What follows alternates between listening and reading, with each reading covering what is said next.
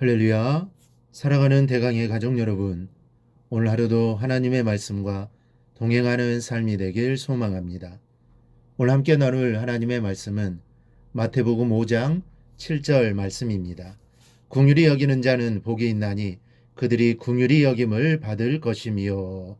아멘.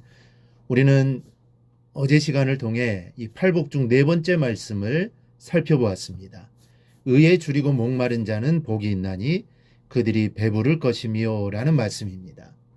우리는 늘 하나님의 의가 이 땅에 이루어지기를 기도해야 합니다.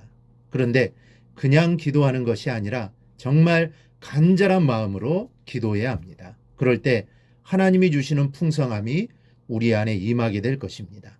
오늘은 긍휼히 여기는 자는 복이 있나니 그들이 긍휼히 여김을 받을 것이며, 팔복 중에 이 다섯 번째 복에 관한 말씀입니다.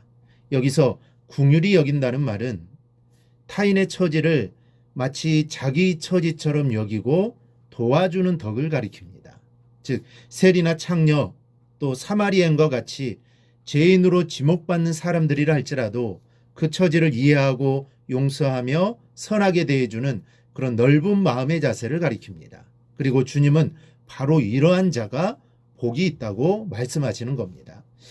예수님이 당시 유대인들에게는 타인에 대한 용서와 관용이라는 개념이 희박했습니다. 즉 악은 악으로 눈은 눈으로 갚는 것이 하나님의 뜻인 줄 알고 조금도 긍휼을 베풀지 않았습니다. 죄 지은 자는 그저 율법대로 돌로 쳐 죽이고자 했습니다. 남이 어떻게 되든 오직 자기 자신만 경건한 자로 하나님 앞에 서려는 이기적인 신앙의식으로 가득 차 있었습니다. 그러기에 예수님께서는 타인에 대한 용서와 긍휼을 강조하신 것입니다.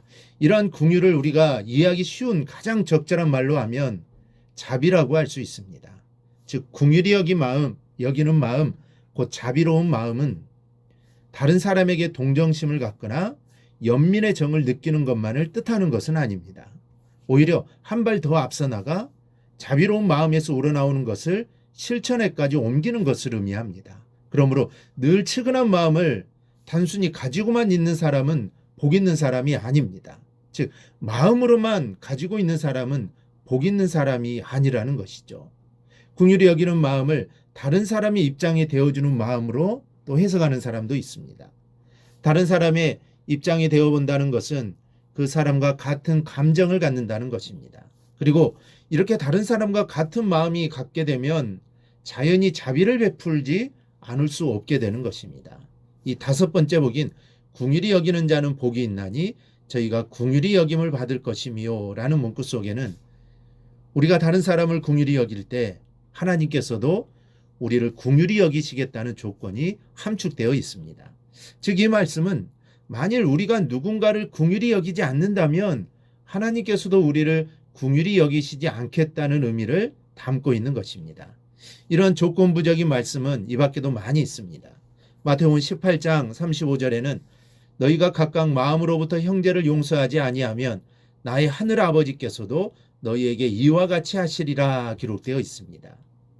이 말씀은 용서할 줄 모르는 무자비한 종의 비유를 통해 긍휼 없는 종의 최후가 어떻게 될 것인가를 교훈하는 말씀입니다. 또 야고보서 2장에는 긍휼히 행하지 아니하는 자에게는 긍휼 없는 심판이 있으리라고 합니다. 또 주기도문에도 이 같은 내용이 있습니다. 우리가 우리에게 죄 지은 자를 사하여 준 것 같이 우리 죄를 사하여 주시옵고. 하나님이 우리를 향한 최고의 긍휼은 죄의 용서입니다. 이 하나님의 긍휼이 구체화된 사건이 바로 성육신 사건입니다. 하나님께서 사람들을 지극히 긍휼히 여기셨기 때문에 독생자를 세상에 보내셨다는 말씀입니다. 그러므로 이제 큰 긍휼을 입은 우리에게는 우리가 받은 하나님의 긍휼을 우리의 이웃에게 반사해야 하는 의무만 남아 있습니다. 하나님께서는 이미 하나님 편에서의 조건을 이행하셨고 따라서 이젠 우리 편에서의 조건 이행만 있다는 말씀입니다. 우리 사랑하는 성도 여러분, 우리는 누군가를 긍휼히 여길 때 비로소 하나님을 느낄 수 있습니다. 즉 긍휼, 이 자비는 하나님의 속성이고 그 속성을 하나님께서 우리에게 주셨기 때문입니다.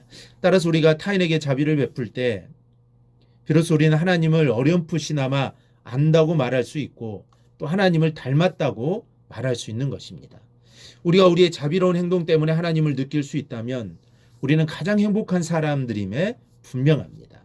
하나님께서 우리를 긍휼히 여겨주실 것이기 때문입니다. 그러므로 이제 오늘도 누군가에게 하나님의 긍휼을 반사하며 사는 하루가 되시기를 바랍니다. 그렇게 하기 위해서 우리는 먼저 다른 사람의 입장에서 그들을 이해하려는 노력을 기울여야 합니다.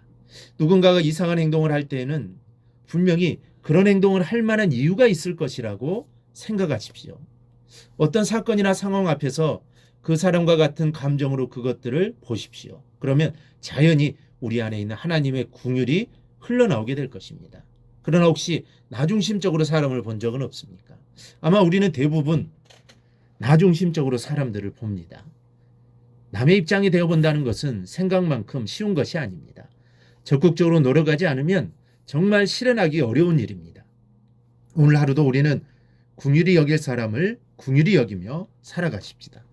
긍휼히 여김받는 자격이 있는 사람, 이를테면 가족이나 친구 같은 그런 사람들만 긍휼히 여기자는 말이 아닙니다. 우리 믿는 자들에게는 모든 사람들이 다 자격 있는 사람들입니다. 왜 그렇습니까? 죽을 수밖에 없는 내가 하나님의 긍휼을 입었기 때문입니다. 그러므로 언제든지 우리에게 자비를 베풀어 주신 하나님을 기억하시기 바랍니다. 우리가 남을 긍휼히 여길 때 하나님도 우리를 긍휼히 여기신다는 이 하나님의 조건을 성실히 이행하며 사시는 여러분이 다 되시기를 주님의 이름으로 축원합니다. 오늘 묵상한 말씀을 굳게 잡고 삶으로 실천하며 살아내는 대강의 모든 성도들이 되기를 축복합니다.